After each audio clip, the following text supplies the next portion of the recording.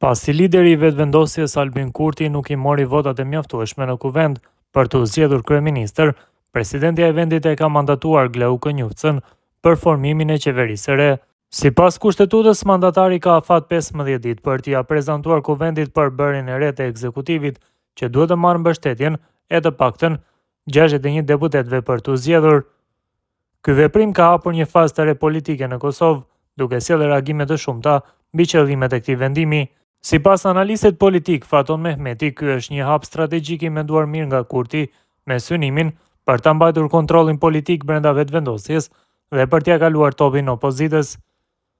Veprimi i fundit i kryeministrit Kurti për ta nominuar Glau Kënjufcën si mandatar mund të shihet si një lëvizje politike e menduar me kujdes, që synon ta mbajë iniciativën politike brenda vetëvendosjes dhe në një situatë të tensionuar. Ky nominim tregon se Kurti nuk dëshiron t'i japë rrugë një zgjidhjeje jashtë kontrollit të partisë së tij, duke vendosur përgjegjësinë e radhës te opozita dhe te presidentja, thot Mehmeti. Sipas tij, veprimi i Kurtit është një test për opozitën. Tani topi është padyshim në fushën e opozitës.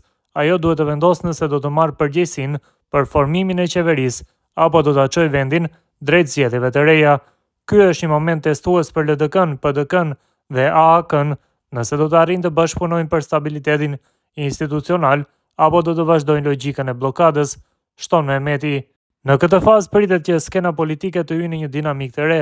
Nëse opozita dështon të tregojë pjekuri politike, Kurti mund të dalë edhe më i fortë në zgjedhjet e mundshme, duke shitur narrativën se nuk e lan që të qeverisë, përfundon analisti Faton Mehmeti.